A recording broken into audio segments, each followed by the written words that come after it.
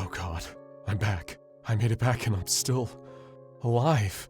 That thing, the old man, it had been tormenting me for months, following me, trapping me God knows where. But I'm out now, and yet somehow that's just as bad. Let me explain. It all really started about 100 days ago. I didn't start keeping a tally of the days until a little after things started to get strange. But if I think back, the first sign happened on a completely normal day. I'd been stocking up supplies with my eldest, Jimmy.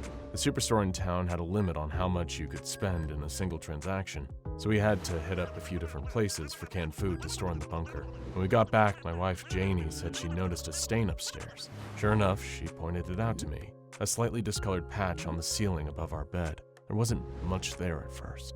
It just looked like a little area of damp, but I promised I'd have a look at it over the weekend. No point wasting money on a handyman. I didn't think much of it. I definitely didn't think of it as anything to worry about. But I was so wrong. The very next day, I was outside, making a full inventory of everything in the bunker. We had everything, all kinds of practical equipment for any manner of disaster. Not just food and water, but ropes and tools, tents and sleeping bags, in case my family and I ever needed to abandon the bunker and sleep in the wild. You see, my whole life I'd been sure that something was coming, that out on the horizon, the end of the world was waiting. The way I saw it, if civilization was one day going to completely collapse, then I needed to prepare to make sure my family and I made it through. Maybe part of it was the fear too, but when you're scared of something, you make yourself ready for it, right? Anyway, it was while I was listing the food rations and trying to figure out just how many months we'd survive on them when Janie came in from the house. "Jake, that stain on the ceiling's getting bigger," she declared, dragging me back indoors to show me. As far as I could see, it hadn't changed much since the day before. The day after that, though, that was a different story. Janie didn't have to point it out. I could clearly tell that something wasn't right about that mark on our ceiling. It wasn't just bigger, it was leaking. But not just water. It didn't seem like it had come from a leaky pipe somewhere in the house. There was a dark, gooey substance, almost like tar, that looked as if it had bled through the surface of the ceiling from the floor above. Except that was the weird thing. There was no floor above, and our bedroom was on the highest level of the house, apart from the attic, of course. I climbed up on the bed to take a closer look at the greasy patch that was now the size of 2 dinner plates. Wearing a pair of thick gloves, I reached up to wipe away some of the muck. Immediately, I could smell something burning. The fingers of my glove had started to melt. I ran into the bathroom and pushed it off my hand from the wrist. By now, this black ooze had started to spread much further across the ceiling, reaching to just above our bed. Janie told me she didn't feel comfortable sleeping under whatever that stuff was, after it had just eaten through my gloves. I told her she didn't need to worry. It was dripping from the ceiling and we'd be fine as long as we just didn't touch it. Even then, she still opted to sleep on the couch. That night, I had a really weird dream. I was convinced that I'd woken up in the middle of the night, restless and uneasy knowing Janie wasn't in the bed next to me. That's when I looked up at that slick patch of darkness smeared across the ceiling. But there was something else there too. A face. A grotesque face staring down at me, grinning a wide, lipless smile. I'm sure it was a dream. It had to be. I'd been putting off doing anything about the stain. That's why I dreamt about it, right? Or maybe I was awake and it was just a trick of the light. "What do you mean you won't call someone?" Janie asked indignantly. "I just don't see the point," I argued. We'd gotten into something of a heated debate over what to do about the goop on our ceiling. I decided not to tell her about my nightmare, but even then she was determined that I'd get a handyman or someone to come and take a look at it. "It'd be a waste of money," I tried to convince her. "Why should we shell out money for someone when I can just get some disinfectant and clean it up myself?" "Because you don't know what it is. Even if you could just wipe it off, it might come back," she yelled. "You'd rather try to sort it out quickly so you can get back to working on your bunker." "That's to keep us safe," I retorted. "Look, Jake, I've humored it for long enough, but you spend more time out there than looking after your own house," Janie sighed. I refused. I knew it was the stubborn, petty thing to do, but I had taken Janie's comments about my bunker to heart. She'd never minded it before. Always understood that I was only doing it for us. I think she saw the good place it came from first, and that meant more than the actual work I'd done stockpiling supplies and making sure we'd have working plumbing after the collapse. Later that day, I caught both Jimmy and Jake Jr. were lingering at the bedroom door, staring up at that thick, dark sludge on the ceiling. The pair of them were both keeping themselves behind the door frame or gripping the door itself like a shield. My boys were scared of it. It was clear as day. "Dad, is the house sick?" Jake Jr. asked. Houses don't get sick, his older brother interjected. It's haunted. There's a monster in the attic, right, Dad? No monsters, and the house isn't sick, I replied, forcing a smile to my sons. I'll take care of it. About a week after the stain had first appeared, it was time for the monthly drill. Every 4 weeks, I'd gather my family and we'd do a little practice just in case the worst should happen. At the sound of an air horn, we'd all have to grab the bug-out bags I'd prepared for everyone and run out to the bunker in under 5 minutes. The boys were always eager. It helped that they were both young enough that we could treat it like a game. Janie, though, she didn't want to get involved in this drill. She stayed indoors trying to play it off to the kids as if she was just busy, but the side glance she shot at me said different, and it was hard to avoid the guilt that came with it. That, coupled with seeing the boys' reaction to it, convinced me that it would just be easier to have someone come take a look at the slimy patch above the bed. I needed to go to town the next day, another supply run, so I picked up the number of a repair guy while I was out. Even called him on the way home, thinking that would make it up to Janie.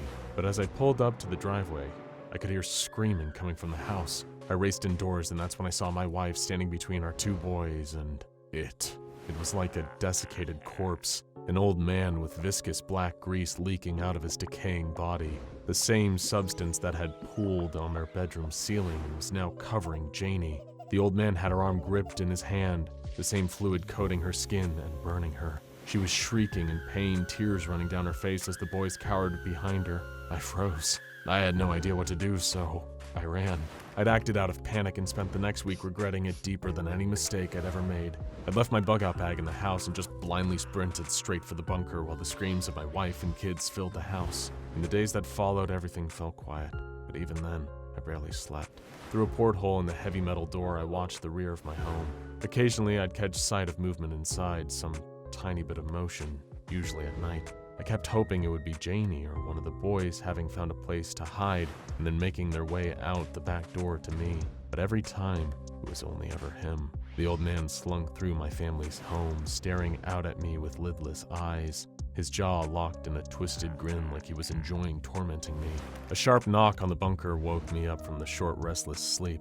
I sat bolt upright, immediately expecting that thing to be on the other side. It was the handyman I'd called a few days earlier. It seemed like such a trivial matter now. There was no answer at the front, he explained to me.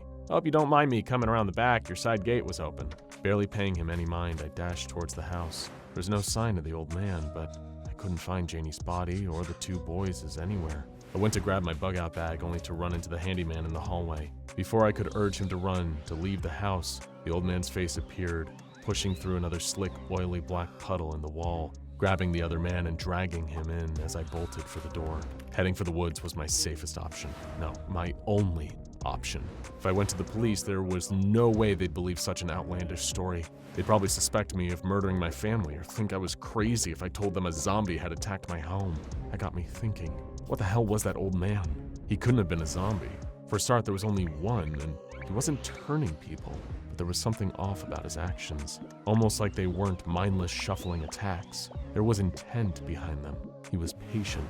Camping out in the woods brought me no joy, even with all the supplies in my bag. Whenever I tried to sleep, I just lay awake for hours thinking of my family and the grotesque face of the old man. Every sound in the night, the wind rustling the leaves, animals cracking sticks underfoot. In my mind, everything I heard was him getting closer and closer, and pretty soon, he did. I started keeping watch during the nights, and I'd catch sight of a silhouetted figure in the darkness. Every few days, he would reappear. He'd never get close enough to attack me, just enough to force me to pack up camp again and relocate, until one night, I could hear the sound of gurgled breathing outside my tent. I reached for my flashlight, casting its light over the walking corpse that stood outside. It recoiled from the bright light, but as its decaying face illuminated, I ran, leaving my campsite and bag where they were. I didn't care. I just sprinted through the woods, branches scratching at me like the decrepit bony fingers of the old man clawing at my skin. I could hear water running, barely seeing the stream in my flashlight before my foot sank into it. Wading through, I crawled out on the opposite bank, cold, wet, and still trying to get away. The days that followed were hard. With no supplies, I had to survive on what little I had left in my pockets. My best bet, I thought, was to keep hiking, keep putting distance between myself and him. And for a while, it was working. Or I thought it was. It wasn't until I came across tracks, not like animal tracks, not even an ordinary human's footprints. They were thick with that black, burning tar melting into the forest ground in the shape of the old man's foot. I'd gone around in a circle. This whole time I thought I was getting away from him. I had just been going around and around. When I stumbled upon what was still left of my campsite, I should have been overjoyed, but instead, my heart dropped through to the bottom of my stomach. I shouldn't have stopped there. That's what he wanted. But I was hungry, exhausted, and I just needed to sleep. That was when he got me. I woke up to the stench of some burning substance, only to find something locked tightly around my ankle, one of the old man's hands. Another one of his greasy gateways had opened on a nearby tree, and he was pulling me inside. The pain was what hit me first, before I could even get a good look at where I was or what was around me. Instead, all I felt was the most excruciating agony I'd ever experienced. Looking down, I saw why. The old man had two of his bony, clawed fingers hooking into my ankle, not just holding me by it. His fingers were going through, and it hurt. The black sludge was still dripping from him and onto me. The more of it passed through my clothes, touching my skin and mixing with my blood, the more I felt it burning. Digging in the fingers of his other hand, the old man pulled apart the bones in my lower leg, like the wishbone of a turkey, only with a much louder and far more painful snap. The shock left me unconscious again, lost, and now with half of my leg forcibly ripped away. I had no idea where I was, and for some strange reason, the old man had left me to wander around freely, although I'd soon find out why. It hurt just to move, but I wrapped my leg up and crawled my way around the vast labyrinth. Even if I still had my bag, which had a compass in it, it still would have been impossible to navigate. I tried to take shelter under my jacket, hiding and setting up as much of a camp as I could. Every time I thought I was safe, a greasy black puddle would begin to form on the nearest wall, and that same decaying face with a lipless grin came through it. But that was why he let me wander, just so he could make sure I never slept. My suffering was a game to him. The longer I spent there, the more tired I became. Through lack of sleep, searing pain of my forcibly amputated leg, and the fear of trying to keep away from the old man, I started to get low. I had no way of escaping. Even if I tried stepping through one of those black puddles, it would just corrode me. But I started to think, maybe that would have been better. Getting home and having to live without Janie. If she would still be gone, Jimmy and Jake Jr. weren't going to be waiting for me if I'd somehow managed to make it back. I had been keeping a tally of all the days since I'd left, adding on the week when the stain first appeared. It had been 90 days. I couldn't take it anymore. I just wanted it over. I didn't see the point to continue this torture. I wanted to leave and I wanted my family back. The only way to get both was to let the old man get me. But he must have known I was looking for him. Every time I yelled out into the confusing maze I was stuck in, I never got an answer. He wouldn't come and find me. I couldn't tell if he knew how badly I was suffering stuck here and just wanted to prolong that, or if he'd gotten bored of me. Eventually, after over another week without rest, I tried to sleep again, and that was when he came for me. Only I didn't bother to run this time, as I saw the corpse-like creature shambling towards me, black grease covering its body. I closed my eyes and waited for it to happen. When I came back to consciousness, my vision was filled with nothing but bright white light. I thought that maybe this was it, that the old man had caught me and decided to put an end to the chasing and torture. For a few brief seconds, I was certain that I was dead. What else are you supposed to think when you wake up squinting at a blinding light? But I wasn't dead, and hadn't been delivered to the afterlife, and I wasn't still in that horrible labyrinth, that nightmarish place I had just been for over a month. Feeling the cold, hard ground, something in the pit of my stomach told me I was back in the real world. Still unable to see properly, I raised a hand to block out some of the glare, the sounds of heavy boots clomping towards me. 2 pairs of gloved hands reached out and grabbed my arms, dragging me out of the path of the intense light. As they did, I started blinking away the spots in my vision, and that's when I saw masses of machinery and the creature, the old man, caught in the beams of 3 white spotlights. I looked up at the people who had saved me, a pair of figures in tactical gear, their uniforms bearing the insignia of something called the SCP Foundation.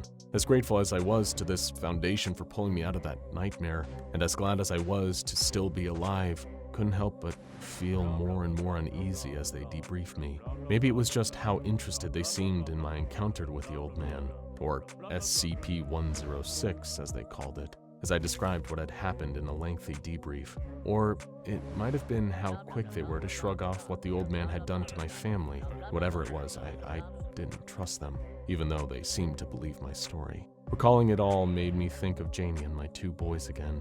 I used to be so afraid of the world ending, spent all that time and money making sure I was ready for when the end finally hit, but it had snuck up on me. It didn't matter that the earth was still turning, my world was gone, and I figured that must have been why the old man kept me alive. He could have easily killed me if it really wanted to, but it let me live on. Not just so it could torture me, but so I'd be alive to know my family was gone.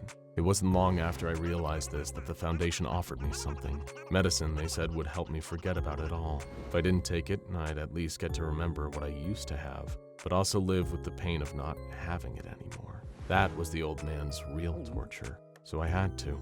As I washed down the pill with a swig of water, I thought back to Janie and my sons with tears in my eyes, wishing them goodbye before they were really gone forever. Now go and check out SCP-106 Containment Breach and SCP-106 Caused a School Lockdown for further background information on this sadistic and sinister anomaly, as well as a few other situations unsuspecting victims found themselves being hunted by the old man, and whether or not they too live to tell about it.